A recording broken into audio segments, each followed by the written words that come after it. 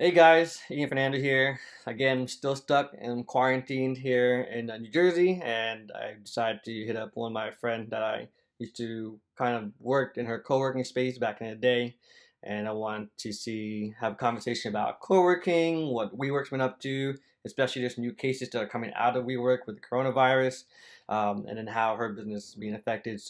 Noelle, thank you for taking on this call. And if you can just introduce yourself to everybody else and tell everybody what you do, etc.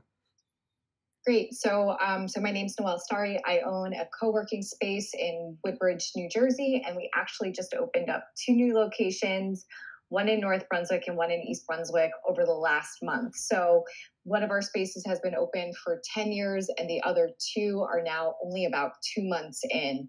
So we're kind of seeing what's going to be happening on both sides of the environment right now. Yeah, that's crazy. Is your one co-working office like opened still? Yeah, so just to kind of give you a quick snapshot of what our places look like right now. One of our places has more open space, and so that one has been shut down totally for 2 weeks. It's 2 weeks fully closed.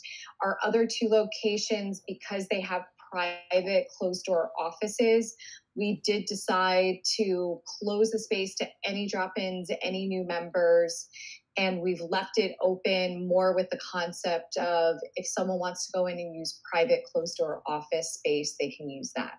Okay, so basically it's previous members that's already been registered that are allowed into the co-working space, correct? Correct. Okay, cool, Correct. man. And you're not taking any more new registrants until this whole thing goes away, or if it does go away, right? Yeah. Yes. So for example, like some of the stuff that we saw, I think the thing that is most interesting to me right now is the speed at which the environment is changing is dramatically faster than what we would have thought. So, for example, in order to be more eco friendly, we had shifted from disposable cups to mugs. And when this kind of started kicking in, we said we need to put all the mugs away and go back to all single item usage. Yeah. So, we had placed all the orders. The orders came in this week. And some of our locations are ghost towns. So even though you're placing the order through Amazon and Amazon's turning around stuff quickly, your whole world is changing in the meantime. So we've seen stuff like that, or with the assumption that people are going to be home and get tired of being home for a while, we figured once things slow down, we would see people saying, "Hey, I don't want to go back to Manhattan. I want something that's more in my town, something that's local, something where I can have private space." And we thought that we could fill that niche. But instead, as bigger locations are getting shut, we're getting a lot of inquiries coming through saying, "Can I take my whole team of 10 and bring them to your space?"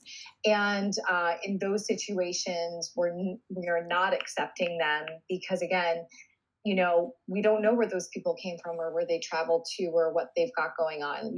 A lot of our members that are already in the space, we have a little bit of a relationship with them. We know we're in a lot of communication with them. We know what's going on. And so it's been a little bit of it's been a challenge, just the speed at which things are changing. Yeah, for sure. I mean, this is crazy. Like, I think we just went up like 3,000 cases today, and it's just nuts. Like, we're almost about to be surpassing Germany, and we might be in the top five if anything. Like even for me today, like working, I can't work at home too long. Even like I just came back from the States, from Asia and Russia, and I'm stuck here, and my mind is going crazy. Like I just came back from like a nice hour walk, right? Oh, But yeah. I just need like a workspace that I can work in, like an environment where I feel like I can work. But again, this co-working space would be a good idea. It's just the fact that I don't think it is, right? So, Yeah.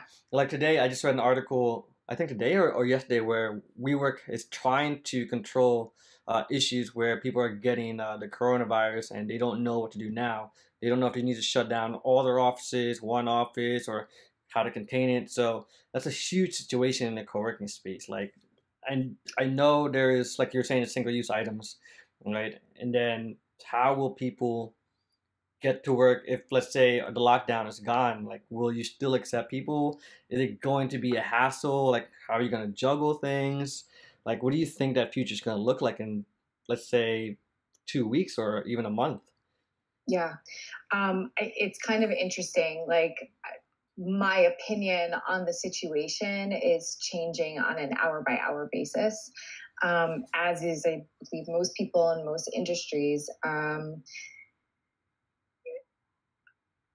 Certain ideas that we had were, at some point, I think that the social distancing piece may not disappear. And so, I think, one of the things that I talk about in Jersey co-working environments is we're not Manhattan co-working spaces. I think a lot of those spaces are set up from a design standpoint where people are very tight and close together on long tables.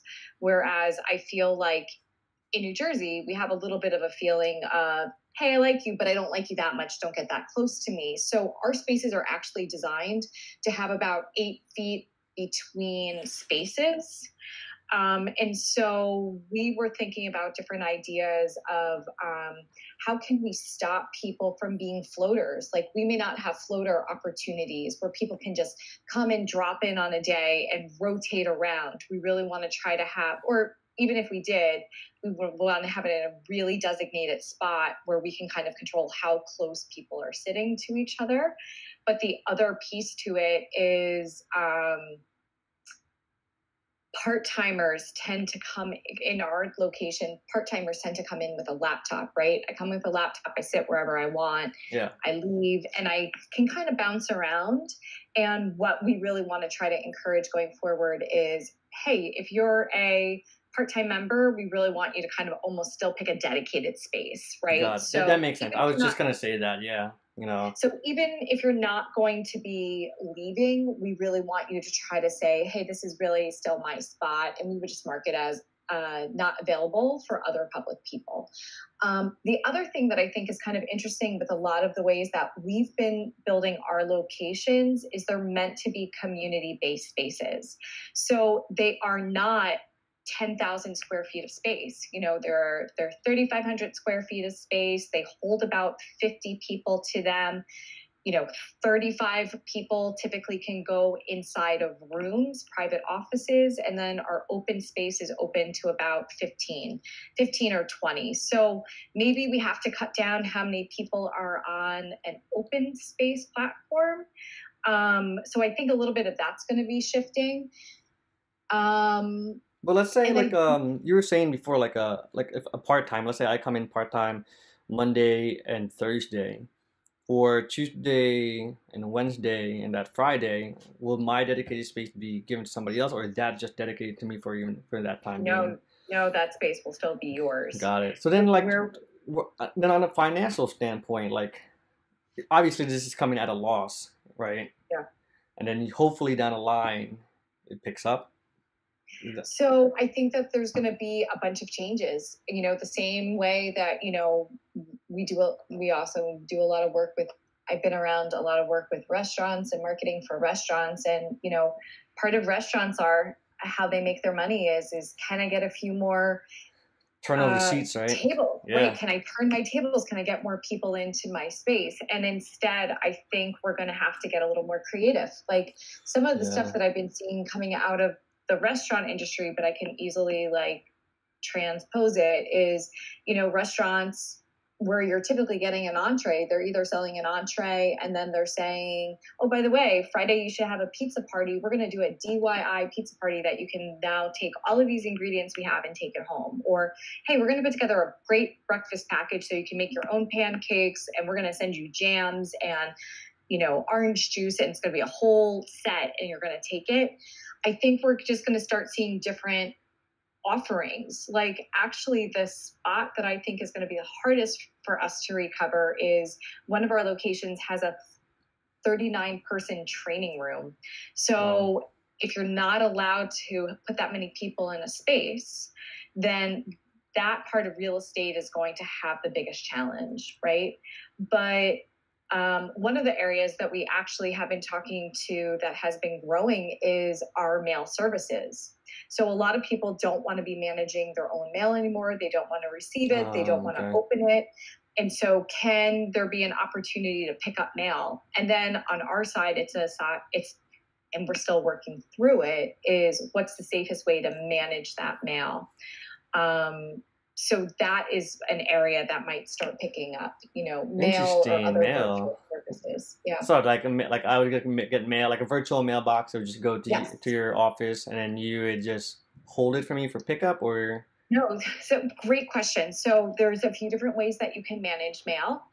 You can either have your mail sent and it can be held, and then you can eventually come and pick it up, or your mail can come, and if you get it notarized, through the platform that we have, then we can actually physically open the mail and scan it and send it to you. So you will be able ah, to actually receive and see all the mail that comes. interesting. So I do use a service very similar to that, right? And where I've actually got a notarization, and they I basically when I lived overseas, right? I needed to get mail. So I have a virtual mailbox. They open my mail, scan it, and I could just look at it online. So you'll have a platform very similar to that. Oh, okay. Yep. And we already have it and it's existing. And, one of the things that we've done is we've been reaching out to our colleagues and our tech platforms and saying, what else are you seeing happening? What else should we be providing? And when we talk to our mail provider, that is actually, they said every co-working space across the country is talking about this, and this is one of the biggest requests that they're getting at the moment. I mean, that does make sense because I mean the co-working business model is very, I don't know, challenging right now just because of what's happening with WeWork, and is it really a sustainable model? But that actually makes a lot of sense to have multiple, I guess, offices or multiple virtual mailboxes around the world or in the state. So, what do you think about this WeWork situation to close everything off and you Yeah. know, So I will tell you, it has absolutely been a challenge for us on a day-to-day basis. One of the things that is really important to us, and as an industry, it's really important, is and you're seeing it with the gyms, is if someone says, "Hey, I'm not going to show up there, I'm just going to pull my membership," right? Like the options are. Should people be pulling their memberships? Should people be freezing their membership? One of the things that I saw that a gym did that I really liked was they were doing, hey, we're going to shut. And for as long as we're closed, which we don't know what it's going to look like yet, we're going to give credit applied going oh, forward. So their okay. idea is not to stop the money from coming in. They'll start applying it as credits on the other side. So that's one idea. Another idea that we had was giving a 50% discount and just saying your freeze fee is 50% of your membership fee. And that at least holds you. And it's a way that we can at least sustain some dollars coming through during this time. And and so we're trying to figure it out. There's a lot of pressure that comes when someone says, I'm paying for a membership, I want to be able to have access. Or if you have a closed door private office and you say, half of my stuff is still in the building, no one else is in the space, I still want to be able to have access to it. So I understand where WeWork is coming from with trying to make these tough decisions. I do know that with the announcement of having some positive test, I think you have to shut certain spaces. They've got to get cleaned. Like, how often are you sanitizing or cleaning the office space? Like, are you like once somebody leaves, are you like wiping it down real quick, or like you're like fogging the whole office after like midnight? So interesting about the fogging concept. I have been talking to some cleaning companies. We have not done fogging in our space. Um, I have been hearing that a lot of the gyms are doing that right before they shut, and the main reason that they're doing it is because they're saying it will kill everything. So Yeah. we have a space that has live plants. The second you do Oh, that, you just killed half your environment. yeah. So we are cleaning all high touch point stuff. We are pretty much cleaning before and after people are in the space. Um, I we don't really have a lot of older people in the space, so I I'm would have a assume a little lot of bit of younger people. what. I would assume a lot of younger people, graphic designers, We all do that. have a younger crowd that has been coming through. I think it's been a little bit of a challenge this week. A lot of schools are having their first week where kids are at home with parents. And Uh, so a lot of the parents or people who are in our space that might have kids, they're home trying to get used to what their new norm at home looks like, which is why I thought that it would be a few more weeks until we started seeing some heads pop through. But I think people on the East Coast get a little antsy and they want to yeah, we be are, able we to are, go we home. are antsy people. We don't like being inside, We are. you know? Yeah, no, we So, don't like being yeah. inside. So I think like the big challenge right now, and again with WeWork, I think they're doing the right decision by closing some of the spaces. I think being able to give your member an option that will um, keep them loyal to your brand is important, um, because if you start really losing members, it's basically like having a run on the stock market. Like, Yeah, no, it is. It's crazy because then how do you get that customer back? You know, you have to follow up multiple times before they even come back, right? That so the yeah, turnover is going to be harder, I think. I So, think I think that that's going to be much harder. So, I if anyone's listening to this, they're a part of a space. I think the biggest thing is to say, you know what, we're all kind of in this together, and what we're really trying to do is just kind of maintain. And so, looking for some type of freeze or some type of really big discount, I think is really important. I think understanding that this probably isn't a permanent situation, but it's a transitional situation. Try to work together with your space. Try to work together with your space and your members, and come up with a policy that's going to be financially beneficial to both. Right. I think that that's really the piece that you're looking for. Is maybe not everyone's getting ahead, but it should at least give people the opportunity to maintain the level, or maintain some ability of float. I think that's the yeah, most I agree important because piece. I guess I'm assuming the rent on your side is way more than you probably need. I don't know, X amount of coworkers to be in your place constantly or sign up, etc. You know, Correct. so Correct. yeah, it's very interesting. I don't know what's gonna happen just because even the restaurants here, you can only do pickup. Like I Mm-hmm. walked in a coffee shop today, and they were like, "Yo, can you pay with a credit card?" And I'm like, "What? Is this serious?" I went to the grocery Oh, store. They gave me gloves. I'm like, "What the fuck is going on here?" You know what I mean? So, but it is getting to a point where community-driven places like co-working is being affected, I think, much more heavily. And that business model is being truly, truly affected. And what you're saying and doing is trying to adjust to the situation until everything yeah. blows over, you know? Yeah. And I think the other thing that we're really trying to do is, I think that we pride the concept of co-working as being a community-based environment. And so we want to say, hey, as a community, can we give other, virtual resources or access, or, other ways to build community still? Because for the people that are still at home, I think that they're like, Dude, I'm part of going what they like about nuts. the space is being able to connect with other people. And so I think that we're going to try to look to what are some online ways that we can have people connect, or at least kind of get them focused on planning for where we're going in the future, and bringing them in and having them a part of the conversation. Yeah, I totally agree. So how long do you think this situation's gonna last, you think? My personal opinion is probably 2 to 3 months. Oof, So man. we're mid March, Wow. probably end of May. I kind of see this as a 2 to 3 month window. I think the big thing for co working spaces, because of how people are utilizing space together, is we talk a lot about how do we flatten the curve. Of course. I think, as the curve continues to go up, co working spaces are going to need to shut down more. You'll see more shut down. And then once we kind of get over the hump, whatever that hump is, whether it's a very sharp hump or a longer hump, then I think people are going to say, okay, we're on the tail end. I'm a little more comfortable coming out now. So it's ramping up the conversation and letting people know hey, when you come back in space, this is what it's going to be like. This is what your new environment's going to be. And so, again, having the transparency and the conversations with people earlier, I think, is going to be an important piece to this.